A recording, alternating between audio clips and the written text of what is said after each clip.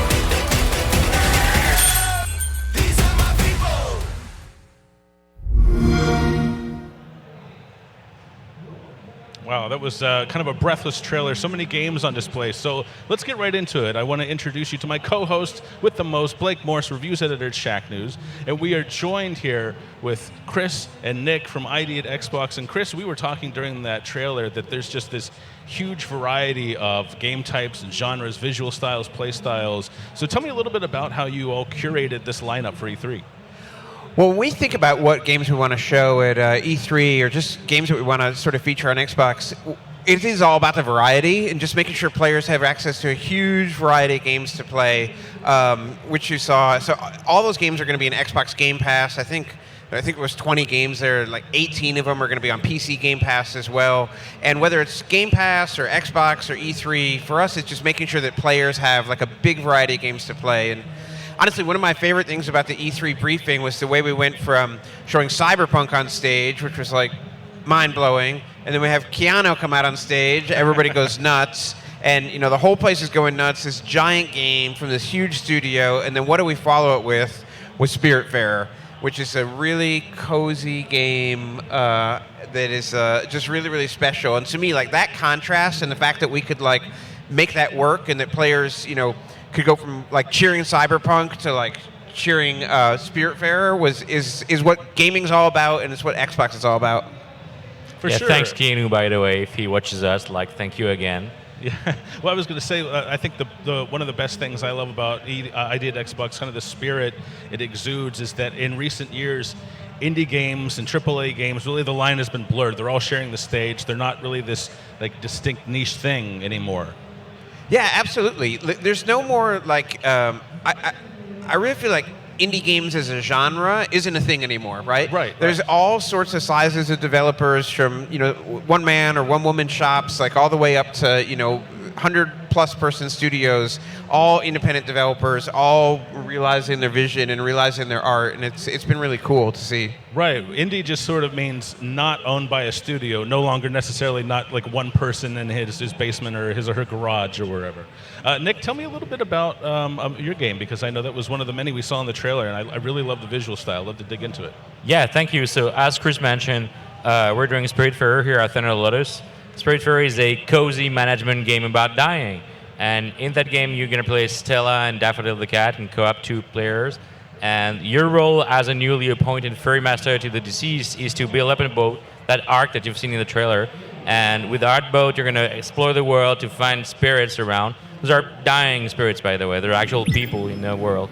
And you have to understand who they are to bring them aboard.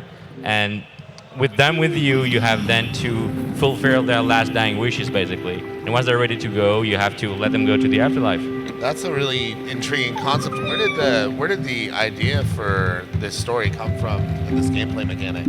Yeah, we first started with the Greek mythology. Well, Thunder Lotus, before the game, we've made 2 games. The first one is Jotun, it was set in Norse mythology. And the second one, Sundered, was a roguelike Metroidvania set in Lovecraftian mythos. And for that one, we said, okay, we really want to do something with the Greek mythology. And we had that great story about Charon. He's the passes of the souls through the river Styx. So you have to die with a noble, which is a coin. And then he gets that coin and he helps you get across. Now, the myth of Charon in the Greek mythology is a bit dark and grim, but we knew we wanted to do something very special, colorful, and have basically a positive take on death and dying.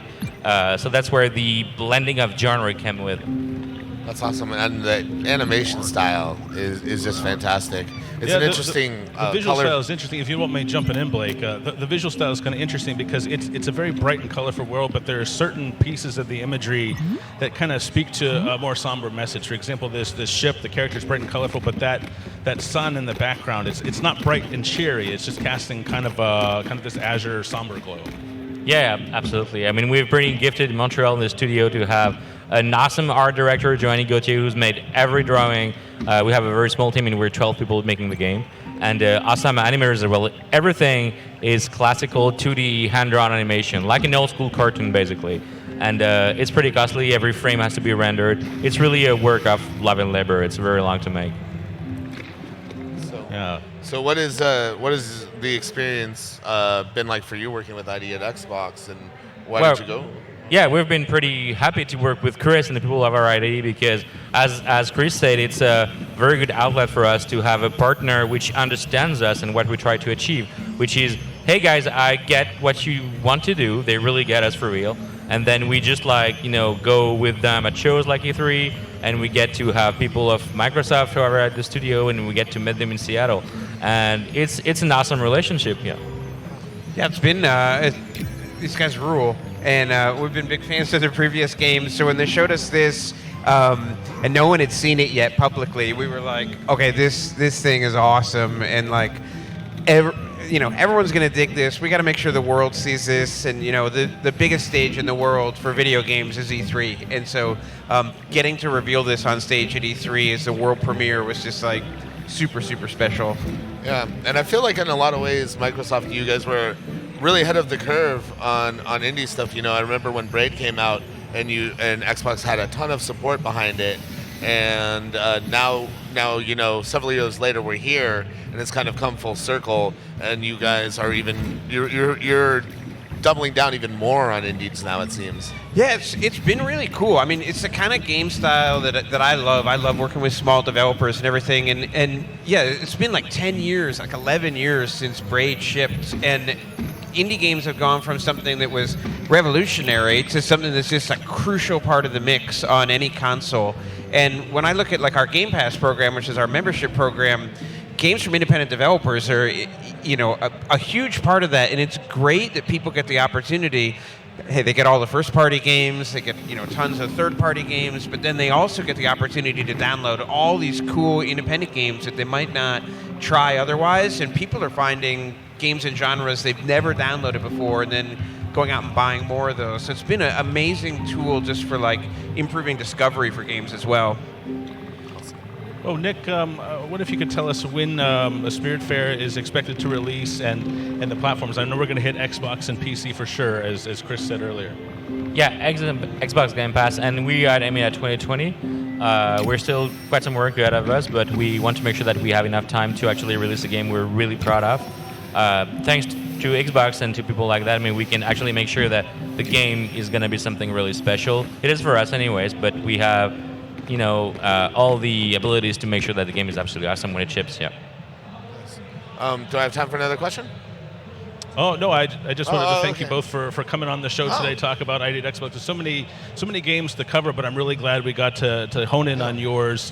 That's going to do it for this segment. Unfortunately, we're out of time. But thank you both again for coming on. And if you enjoyed this interview, make sure you check out Shacknews.com, where for all I know, you're watching this right now or on the front page of Twitch. But go to Shacknews.com. Check out our Mercury subscription program, where you can get all sorts of exclusive perks, including more content like this, ad-free browsing, long-read downloads of ZPubs, and more for as low as $1 a month. So for now, I am your host, David L. Craddock, with Blake Morse and Nick and Chris, and we will be back at you with more interviews right after this.